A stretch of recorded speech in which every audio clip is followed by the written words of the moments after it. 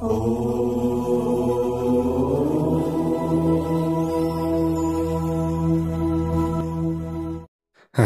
ओम स्वस्ति श्री गणेशाय नमः। ओम नमो भगवते वासुदेवाय। शान्ताकारं भुजगशयनं पद्मनाभं सुरेशं विश्वाधारं गगनसदृशं मेघवर्णं शुभांगं लक्ष्मीकान्तं कमलनयनं योगिभिर्ध्यानगम्यं वन्दे विष्णुं भवभयहरं सर्वलोकैकनाथं। जय श्री हरि, जय श्री राधे। यतिखेर हजुरहरू श्री विष्णु महापुराण श्रवण गर्दै हुनुहुन्छ। प्यारा भक्त भागवतहरू, श्री विष्णु महापुराण श्रवण गर्दै आउने क्रममा आज हामी आजको नयाँ भाग 30 मा उपस्थित भइसकेका छौं। सर्वप्रथम सबले भनौं भगवान श्री हरि नारायणको जय होस्। प्यारा भक्त भागवतहरू, यहाँ पराशर ऋषिले मैत्रेय मुनिलाई यी कथा प्रसङ्गहरू श्रवण गराउँदै हुनुहुन्छ। यस्तै प्रकारले सगर राजालाई और्व ऋषिले यो ज्ञानको प्रसङ्ग श्रवण गराउँदै हुनुहुन्छ। गृहस्थाश्रममा रहेर हामीले के कार्य गर्नुपर्दछ अनि सदाचारको वर्णन यहाँनिर गरिएको छ। धेरै कुराहरू यहाँनिर बताइएको छ। आएका अतिथिलाई कसरी सेवा गर्नुपर्दछ, के गर्नुपर्दछ भन्ने कुराको ज्ञान हामीलाई यहाँबाट प्राप्ति भइरहेको छ।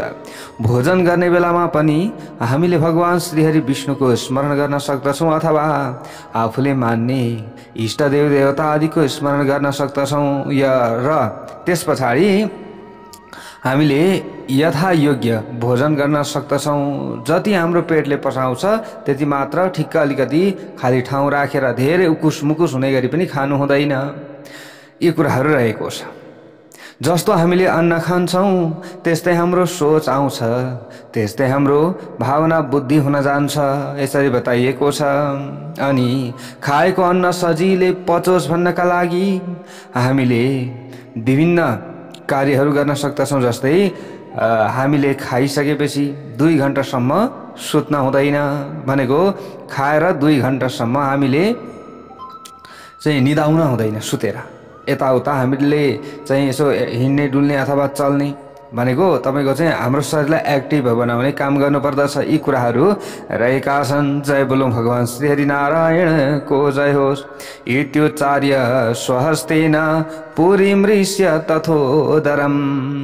यहाँनिर हामीले यो भाव राख्नुपर्दछ, हजुर भगवान श्री हरि विष्णु हुनुहुन्छ, उहाँ नै भोजन हुनुहुन्छ र भोजन गर्न योग्य हुनुहुन्छ, त्यसको परिणाम पनि उहाँ नै हुनुहुन्छ। भगवानका बलको प्रभावले मैले खाएको यो अन्न राम्रोसँग पचोस् हे मेरो भगवान भनेर हामीले यसरी स्मरण गर्नुपर्दछ। यस किसिमले उच्चारण गरेर आफ्नो पेटलाई हातले सुमसुम्याउनु पर्दछ र आलस्यलाई परित्याग गरेर धेरै परिश्रम नपर्ने कार्यहरूमा लाग्नु पर्दछ। असल प्रकृतिका शास्त्रहरूको अध्ययन रूपी विनोद अर्थात प्रसन्नता एवं सन्मार्गमा बाधा व्यवधान नपुर्याउने कर्ममा लाग्दै दिन बिताइसकेपछि आफ्नो नियमित कर्म सन्ध्योपासना अर्थात सन्ध्याकालीन उपासना गर्नुपर्दछ भनेर यहाँनिर बताइएको छ। अगाडि गएर भन्नुहुन्छ, हे राजन, बुद्धिमान पुरुषले सायंकालीन सन्ध्या सूर्यास्त हुनुभन्दा पहिला नै अनि प्रातःकालीन सन्ध्या आकाशमा तारा देखिएकै अवस्थामा विधिपूर्वक आचमन गरेर सम्पन्न गर्नुपर्दछ। हे पार्थिव, प्रतिदिन अर्थात सधैँ उभयकालमा अर्थात दुवै समयमा सन्ध्योपासना गर्नुपर्दछ। कसैको जन्म भएको अवस्थामा लाग्ने सूतक र मृत्युको आशौच अर्थात झुठो उन्माद अर्थात पागलपन रोग भय आदिबाट व्यवधान उत्पन्न भएका अवस्थामा मात्र गर्न हुँदैन, नत्र हामीले जप गरिराख्नु पर्दछ भन्ने कुरा यसरी बताइएको छ। जुन पुरुष अशक्त बिरामी अवस्था बाहेक अन्य साधारण अवस्थामा सूर्योदय अथवा सूर्यास्तको समयमा सुत्दछ भने त्यसले अनिवार्य रूपमा प्रायश्चित्त गर्नुपर्दछ भनेर बताइएको छ। अन्यत्र तुरभावातु प्रायश्चित्ति भवेन् नरः। यसकारण हे राजन, गृहस्थ पुरुषले सूर्योदय हुनुभन्दा पहिले प्रातःकालीन सन्ध्या र सूर्यास्त हुनुभन्दा पहिले नै सायंकालीन अर्थात् साँझको सन्ध्या सम्पन्न गरिसक्नु पर्दछ। त्यस समयमा सुत्नु हुँदैन। जो व्यक्तिले प्रातःकालीन एवं सायंकालीन सन्ध्योपासना अर्थात् जप र उपासना गर्दैन भने त्यो अत्यन्त दुष्ट आत्मा भएको मानिस तामिश्र नाम भएको नरकमा पर्दछ। ब्रजन्ती ते दुरात्मानस तामिश्रम नरकम नृप। यसरी श्री विष्णु महापुराणमा बताइएको छ प्यारा भक्त भागवतहरू। त्यसपछि हे पृथ्वीपति, सायंकालका समयमा सिद्ध गरिएको अन्नद्वारा मन्त्रोच्चारण नगरी बलि वैश्वदेव आदि कर्महरू गर्नुपर्दछ भनेर बताइएको छ। त्यस समयमा पनि त्यसरी नै चाण्डाल आदिलाई अन्न दिनुपर्दछ। यदि कोही अतिथि आएका छन् भने बुद्धिमान पुरुषले आफ्नो सामर्थ्य अनुसार उनको पूजा एवं सत्कार गर्नुपर्दछ। हे राजन, सबैभन्दा पहिले प्रातः प्रक्षालन अर्थात् चरण पखाल्नु, आसन दिनु र स्वागतको संकेत स्वरूप अत्यन्त नम्र वचन, यसपछि अन्नदान अनि शयन यी सबैका माध्यमद्वारा अतिथिको पूजा गर्नुपर्दछ। हे नृप, दिनको समयमा आएका अतिथि निराश भएर फर्कँदा जति पाप लाग्दछ त्यसको 8 गुणा धेरै साँझका समयमा आएका अतिथि निराश भएर फर्कँदा लाग्दछ। यसकारण कुनै पनि अवस्थामा अतिथिलाई निराश बनाएर फर्काउनु हुँदैन। तदेवाष्टगुणं पुंसां सूर्योढे विमुखे गते भनेर श्री विष्णु महापुराणबाट हामीले यी कुराहरू जान्यौं। अगाडि भन्नुहुन्छ, यसकारण हे राजेन्द्र, सूर्यास्त अर्थात् साँझका समयमा आएका अतिथिको अवश्य सामर्थ्य अनुसार पूजा गर्नुपर्दछ। उनको पूजा गर्नाले सम्पूर्ण देवताहरू पूजित हुनेछन्।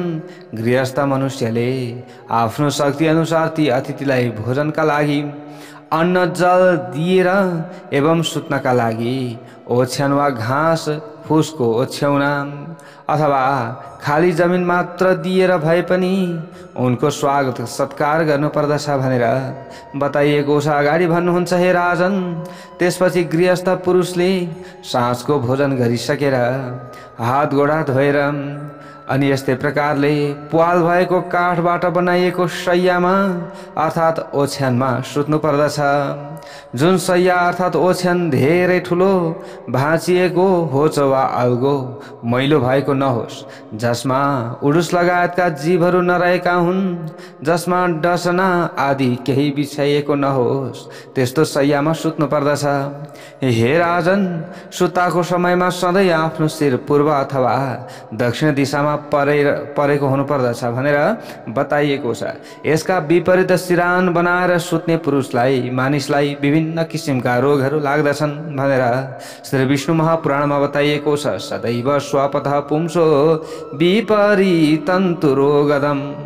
हे पृथ्वीपति, ऋतुकालका समयमा आफ्नी पत्नीसँग मात्र सहवास गर्न उचित हुन्छ।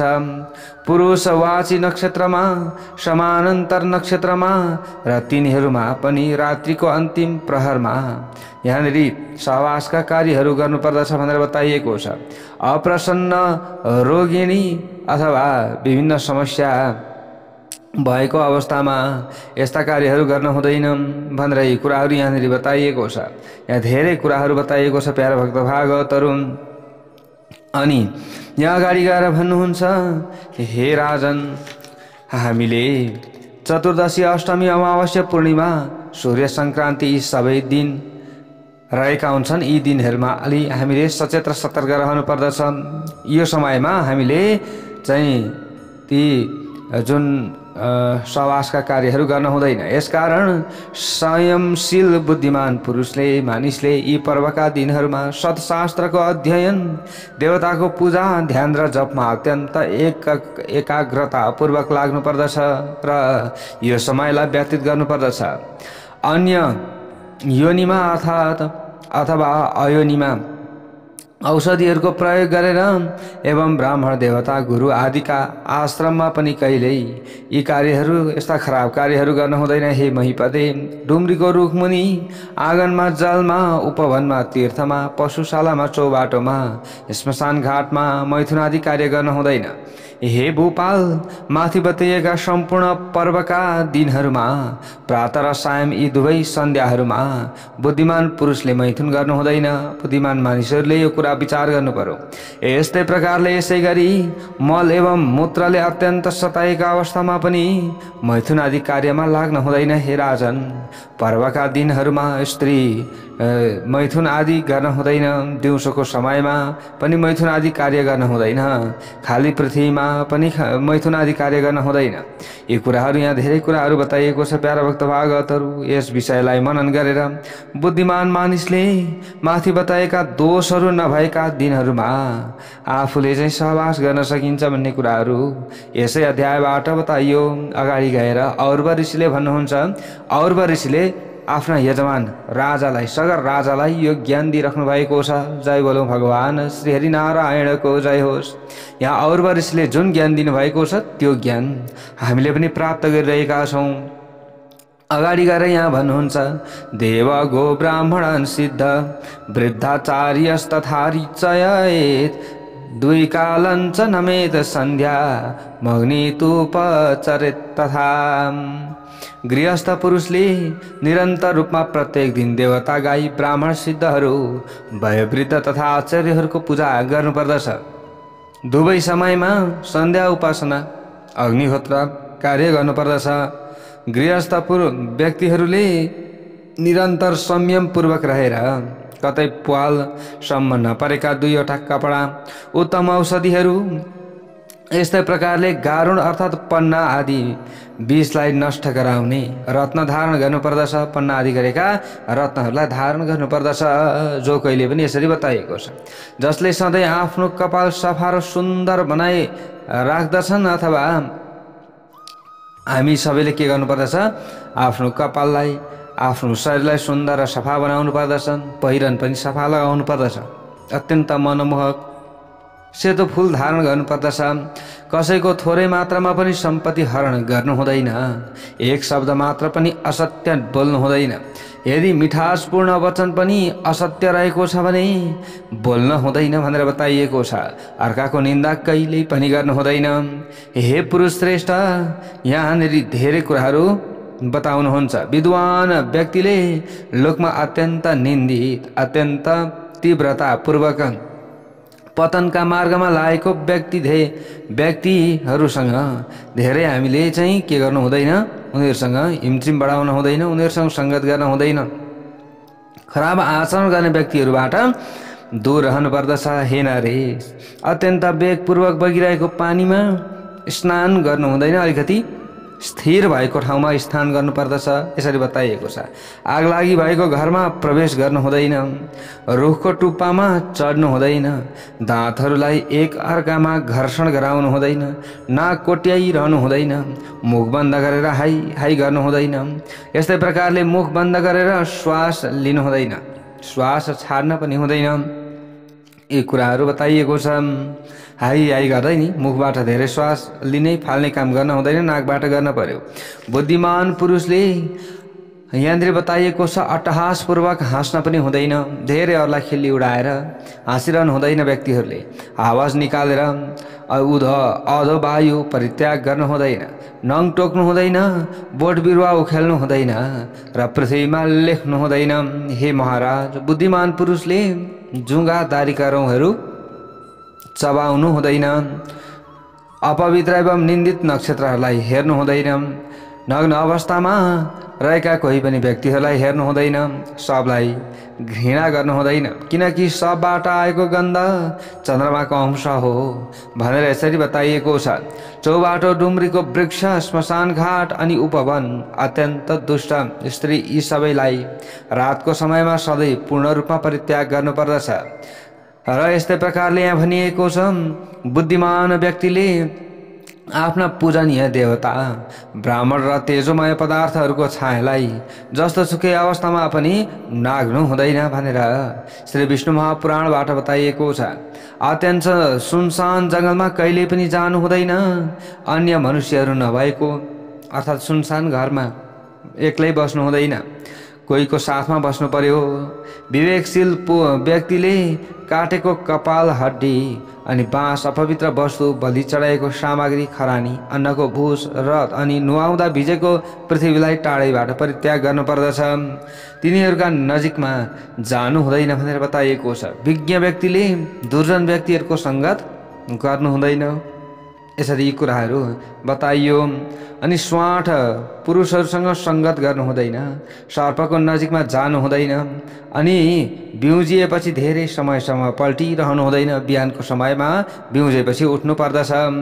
हे नरेश, बुद्धिमान व्यक्तिले सुत्न, उठ्न, नुहाउन, बस्न, शय्या प्रयोग गर्न, व्यायाम गर्नमा धेरै समय भनेको आफूले चाहिँदोभन्दा ज्यादा लगाउनु हुँदैन। सामान्य व्यायामका लागि हामीले समय छुट्याउन सक्दछौँ, तर चाहिने भन्दा ज्यादा ओभर समय चाहिँ हामीले दिनु हुँदैन, त्यसलाई बरु अलिकति सत्कर्ममा लगाउनु पर्दछ त्यो समयलाई। विद्वान व्यक्तिले दारा, सिंह अथवा पशुहरूलाई अनि ओसलाई अनि अगाडिको वायु र घामलाई पूर्ण रूपमा परित्याग गरिदिनु पर्दछ।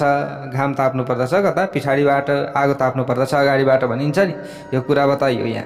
अनि प्राज्ञ व्यक्तिले पूर्ण रूपमा नग्न अवस्थामा स्नान गर्नु, शयन गर्नु अनि आचमन पनि गर्नु हुँदैन। नग्न अवस्थामा शयन गर्न भएन, नग्न अवस्थामा स्नान गर्नु हुँदैन भनेर यसरी बताइएको छ प्यारा भक्त भागवतहरू। यस्तै प्रकारले टाउको खुल्ला राखेर आचमन गर्नु हुँदैन, देवताको पूजा उपासना गर्नु हुँदैन। टाउको खुल्ला राखेर भनेको अलिकति टाउको थोरै ढाक्नु पर्दछ, टाउको छोप्नु पर्दछ। यज्ञ आदि, होम, देवताहरूको पूजा अर्चना आदि कार्यहरू गर्दा, आचमन गर्दा अनि पुण्यवाचन अनि इष्टपूर्ति सम्बन्धी मङ्गल कर्मको आरम्भमा ब्राह्मणद्वारा पुण्यवाचन शब्दको पाठ गर्न लगाउँदाका समयमा, जप गर्दाका समयमा एक वस्त्र मात्र धारण गर्नु हुँदैन, यसरी बताइएको छ। भनेको माथिबाट अलिकति केही न केही वस्त्र लगाउनु पर्दछ। अनि संयमशील अर्थात् संशयपूर्ण व्यवहार भएका व्यक्तिहरूको नजिकमा कहिल्यै पनि बस्नु हुँदैन। सदाचारी व्यक्तिको सङ्गत गर्नुपर्दछ। एक क्षणको लागि मात्र भएको भए पनि त्यो अत्यन्त प्रशंसनीय हुन्छ। साधु सञ्चन आदिको सङ्गत गरियो भने धेरै राम्रो हुन्छ भनेर बताइएको छ। बुद्धिमान पुरुषले उत्तम एवं अधम व्यक्तिहरूसँग कहिल्यै पनि विरोधाभास राख्नु हुँदैन। हे राजन, विवाह र विरोध सधैँ आफूसँग समान क्षमता भएका व्यक्तिहरूसँग मात्र गर्न उपयुक्त हुन्छ। विद्वान व्यक्तिले कुनै किसिमको वाद विवाद वा कलह गर्नु हुँदैन। कहिले पनि अरूसँग बाज्नु, झगडा गर्नु, लडाइँ गर्नु हुँदैन। अनावश्यक रूपमा भएको शत्रुतालाई परित्याग गरिदिनु पर्दछ। आफ्नो थोरै नोक्सान भए पनि सन्तोष गर्नु पर्दछ। अर्काको विरोध गर्दा केही धनको प्राप्ति हुन्छ भने पनि त्यसलाई छाडिदिनु पर्दछ भनेर श्री विष्णु महापुराणबाट बताइयो कि अरूको विरोध गर्दा, अरूलाई तल पार्दा आफूलाई धन प्राप्ति हुन्छ भने त्यो धनको कुनै पनि अर्थ हुँदैन। अरूलाई हेपेर अरूबाट चाहिँ जबरजस्ती लिएको धनले आफूलाई पिर्दछ, त्यसैले यस्तो कार्य गर्नु हुँदैन। स्नान गरिसकेपछि अर्थात् नुहाइसकेपछि भिजेको धोती चिसो हातले आफ्नो शरीर पुस्नु हुँदैन। त्यो चिसो धोतीले आफ्नो शरीरलाई पुस्नु हुँदैन। उभिएर कपाल कोर्नु हुँदैन। बसेर कपाल कोर्नु राम्रो मानिन्छ। अनि उभिएर कपाल मिलाउनु भन्दा बसेर कपाल मिलाउनु राम्रो मानिन्छ। अनि उभिएर आचमन गर्नु हुँदैन, बसेर आचमन गर्नुपर्छ। आफ्नो गोडालाई एउटा माथि अर्कोलाई आफ्नो गोडामाथि एउटा माथि अर्को राख्नु हुँदैन। आफूभन्दा मान्य व्यक्तिहरूका अगाडि गोडा पसार्नु हुँदैन। आफूभन्दा मान्य व्यक्तिका अगाडि चाहिँ उपर खुट्टी भन्छ नि, एउटा खुट्टामाथि अर्को खुट्टा लगाएर बस्नु हुँदैन। दृष्टतापूर्वक यहाँनिर गुरुहरूका अगाडि अल्गो आसनमा बस्नु हुँदैन। आफूभन्दा मान्य जान्छन् भने उहाँहरूभन्दा अलिकति सानो होचो आसनमा बस्नु पर्दछ। जय बोलो भगवान श्री हरिनारायणको जय होस्। धेरै यी ज्ञानका कुराहरू यहाँ बताइयो। देवताको मन्दिर, चौबाटो, माङ्गलिक वस्तु अनि पूज्य व्यक्ति यी सबै बायाँतिर पारेर निस्कनु पर्दछ। कतै यात्रामा निस्कँदा अथवा कुनै पनि काम गर्दा चाहिँ यहाँनिर यी कुराहरू बताइयो। अब यस्तै प्रकारले यिनीहरूका विपरीत वस्तुहरूलाई दायाँ पारेर हिँड्नु पर्दछ। देवताको मन्दिर, चौबाटो, माङ्गलिक वस्तु र पूज्य व्यक्ति यिनीहरूलाई बायाँतिर पार्नु भनेर श्री विष्णु महापुराणमा बताइयो। यो मैले आफ्नो व्यक्तिगत हिसाबमा बताएको होइन। यहाँ के बताइयो भन्दा मङ्गल्य पूज्यांश तथा विपरीतान्न दक्षिणान् भनेर बताइएको छ। यहाँ अपसभ्यम न गच्छेच्च देवागार चतुष्पथान् भनेर यसरी श्री विष्णु महापुराणमा बताइयो प्यारा भक्त भागवतहरू। अनि अब यहाँ विद्वान पुरुषले चन्द्रमा, सूर्य, अग्नि, जल, वायु र पूज्य व्यक्तिहरूका सम्मुख मलमूत्र परित्याग गर्नु थुक्नु हुँदैन। उभिएर एवं सार्वजनिक बाटामा मलमूत्र परित्याग गर्नु हुँदैन।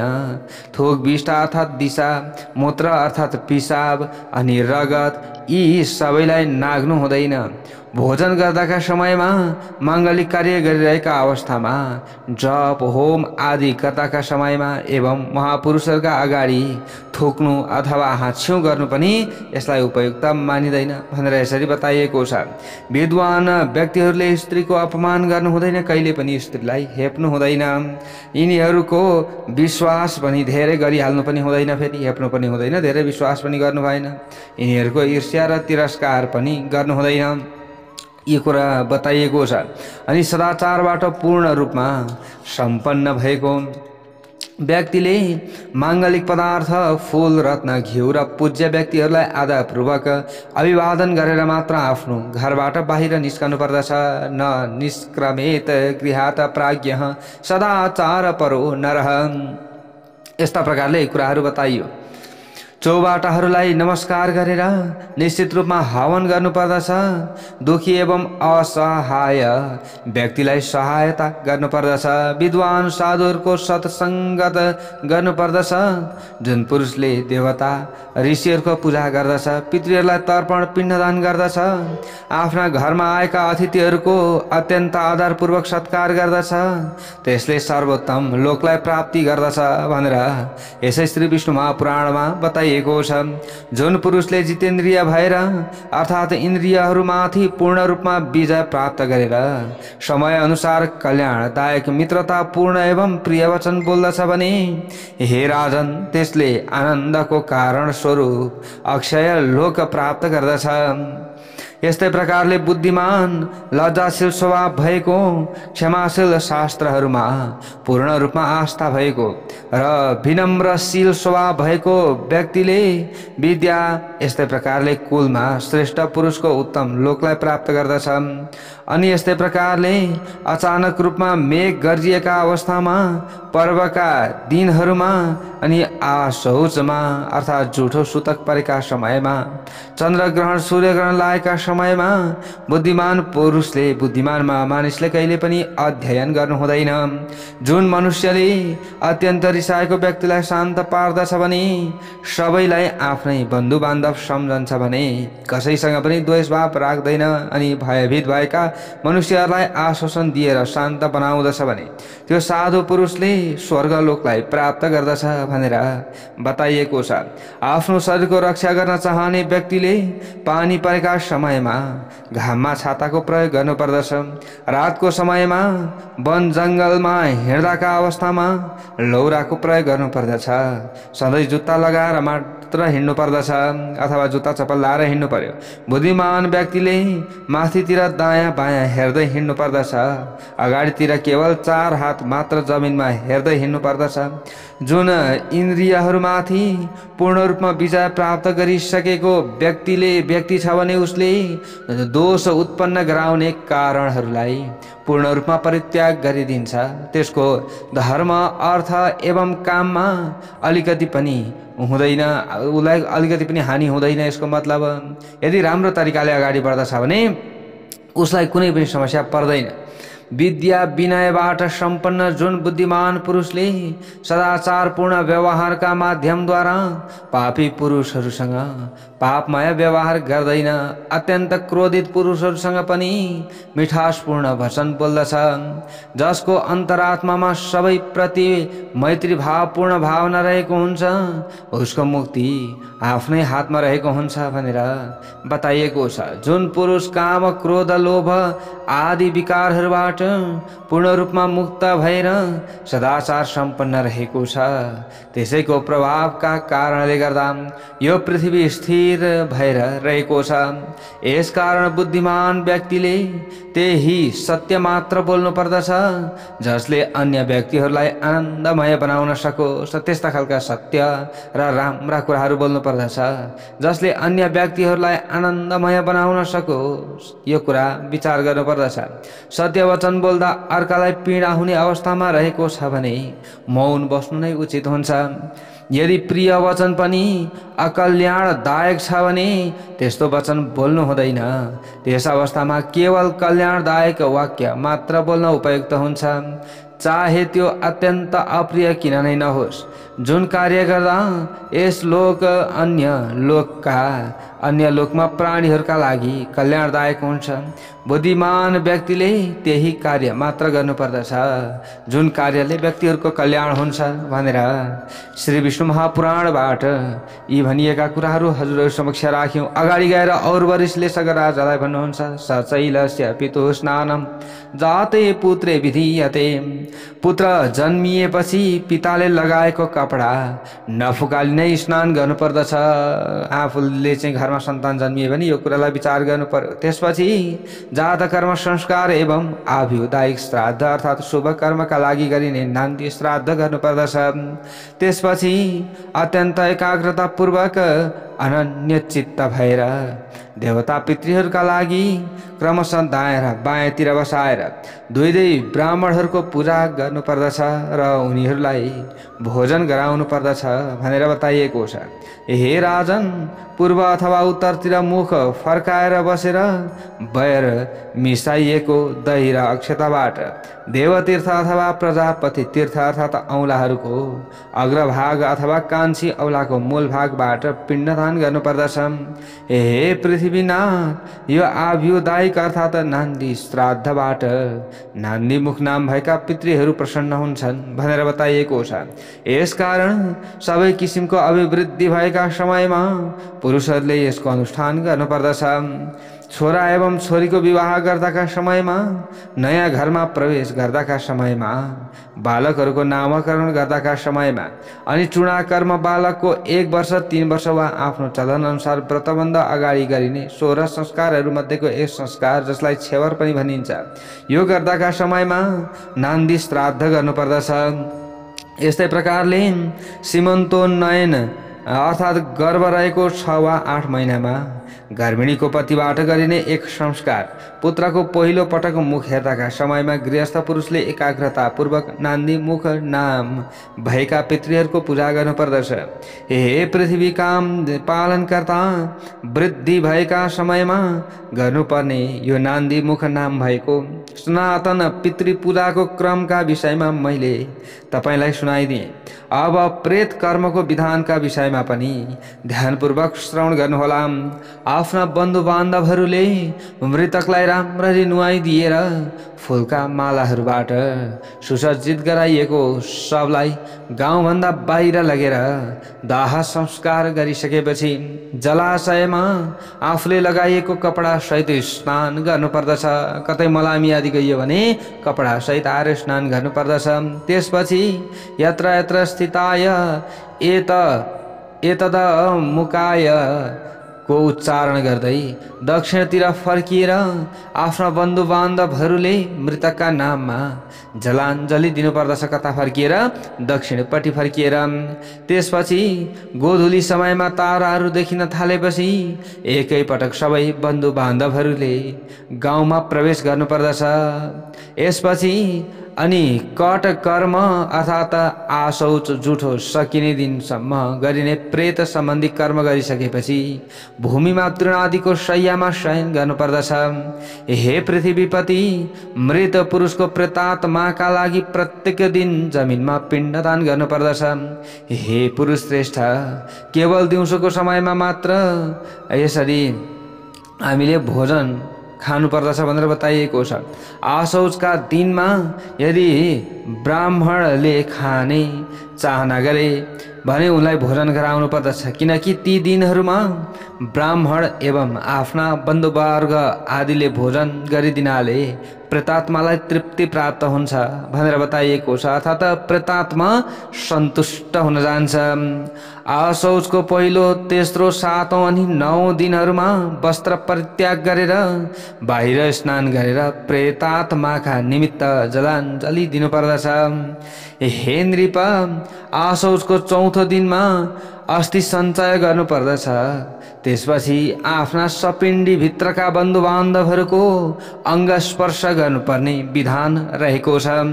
हे राजन, त्यस समयमा समानोदक अर्थात् 11 पुस्तादेखि 14 पुस्तासम्मका पुरुषहरूले चन्दन अनि फुलको मालाका अतिरिक्त अन्य सबै कर्म गर्न सक्दछन् भनेर बताइएको छ। प्यारा भक्त भागवतहरू, यी कुराहरू यसरी बताइयो। अगाडि गएर भन्नुहुन्छ, हे राजन, त्यस समयमा समानोदक अर्थात् 11 पुस्तादेखि 14 पुस्तासम्मका पुरुषहरूले चन्दन फुलको माला अतिरिक्त अन्य सबै कर्म गर्न सक्दछन् भनेर यहाँ बताइयो। अनि सपिण्ड बन्धुहरूले भस्म एवं अस्थि सञ्चयको कार्य समाप्त भइसकेपछि शय्यासन आदिको उपभोग गर्न सक्दछन्, तर स्त्रीसँग सहवास आदि गर्ने कार्यलाई पूर्ण रूपमा निषेध गरिएको छ।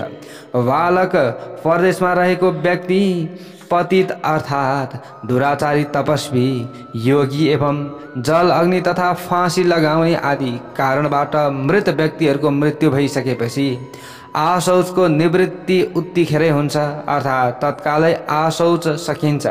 आफ्नो चाहना अनुसार आशौच सकिन्छ भनेर बताइएको छ। यदि प्रवासमा त्यस्ता कुराहरू भए भने आकस्मिक रूपमा, अनि मृतक पुरुषको कुटुम्बहरूका घरको अन्न 10 दिनसम्म खानु हुँदैन। अनि आशौचका समयमा दान दिन, दान लिन, होम वा स्वाध्याय यी सबै निषेध गरिएको छ। आशौच ब्राह्मणहरूको 10 दिनको भनेर यहाँनिर बताइएको छ, अथवा हजुरहरूले यी कुराहरूलाई विचार गर्न सक्नुहुनेछ। आशौचको अन्तमा आफ्नो चाहना अनुसार बिजोडी जस्तै 1, 3, 5, 7, 9 ब्राह्मणहरूलाई भोजन गराउनु पर्दछ। उच्छिष्टका छेउमा अर्थात् जुठोको छेउमा कुशमाथि प्रेतात्माका लागि पिण्डदान गर्नुपर्दछ। आशौचबाट शुद्ध भइसकेपछि यहाँनिर ब्राह्मण आदिलाई भोजन गराउनु पर्दछ। अनि जल क्षत्रिय, अब ब्राह्मणले जल, क्षत्रियले वस्त्र, वैश्यले कोर्रा आदिको स्पर्श गर्नुपर्दछ। यस पछाडि ब्राह्मण आदि जातिहरूका लागि जुन जुन वर्ण धर्म बताइएको छ त्यसै अनुसारको आचरण गर्नुपर्दछ। जसलाई जस्तो बताइयो त्यही कर्म गर्नुपर्दछ। आफ्नो धर्म अनुसार उपार्जन गरिएको वस्तुका माध्यमद्वारा आफ्नो जीवन निर्वाह गर्नुपर्दछ। त्यसपछि प्रत्येक महिना मृत्यु भएकाको 31 श्राद्ध गर्नुपर्दछ। 31 श्राद्धमा आवाहन आदि कार्य र विश्वदेव सम्बन्धी ब्राह्मणको निमन्त्रण आदि कार्य गर्नु हुँदैन। 31 श्राद्धमा 1 अर्घ्य, 1 पवित्र र धेरै ब्राह्मणहरूलाई भोजन गराइए तापनि मृतकका लागि एउटै मात्र पिण्डदान गर्नुपर्दछ भनेर यस्ता प्रकारले बताइयो।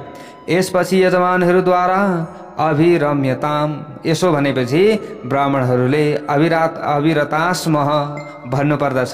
पिण्डदानको कार्य समाप्त भइसकेपछि अमुकस्य अक्षयमुपतिष्ठताम, यस्तो वाक्यको उच्चारण गर्नुपर्दछ। यी सबै कुराहरू हामीले जानिराख्न र बुझिराख्न आवश्यक छ। यस्ता प्रकारले यहाँ बताइयो। अनि यस किसिमले 31 श्राद्ध 1 वर्षसम्म प्रत्येक महिना गर्नुपर्दछ। हे राजेन्द्र, वर्ष समाप्त भइसकेपछि सपिण्डीकरण गर्नुपर्दछ। अब त्यसको विधानका विषयमा ध्यानपूर्वक सुन भनेर यहाँ बताउनुहुन्छ। हे पार्थिव, यो सपिण्डीकरण श्राद्ध पनि 31 श्राद्धकै विधि अथवा विधान अनुसार गर्नुपर्दछ। यो श्राद्ध 1 वर्षमा 6 महिनामा 12 दिनपछि मात्र गर्नु शास्त्र सम्मत हुन्छ। श्राद्धमा तिल, चन्दन, जलबाट सम्पन्न भएका 4 पात्रहरू राख्नुपर्दछ। यिनीहरूमध्ये एउटा पात्र प्रेतका लागि, 3वटा पात्र पितृहरूका लागि हुन्छन्। यसपछि मृतक पुरुषको पात्रमा रहेको जल आदिद्वारा पितृहरूका 3वटा पात्रहरूमा सेचन गर्नुपर्दछ। यस प्रकार मृतक पुरुषले पितृत्वलाई प्राप्त गरिसकेपछि अब हे राजन सम्पूर्ण श्राद्ध धर्महरू त्यस मृतक पुरुषबाटै आरम्भ गरेर सबै पितृहरूको पूजा गर्नुपर्दछ भनेर यस्ता प्रकारले यहाँ बताइयो। अगाडि गएर भन्नुहुन्छ, हे राजन, छोरो नाति पनाति भाइ भतिजो सपिण्ड सन्तानमा उत्पन्न भएको पुरुषलाई मात्र श्राद्ध कर्मको अधिकार भएको व्यक्ति मानिएको छ।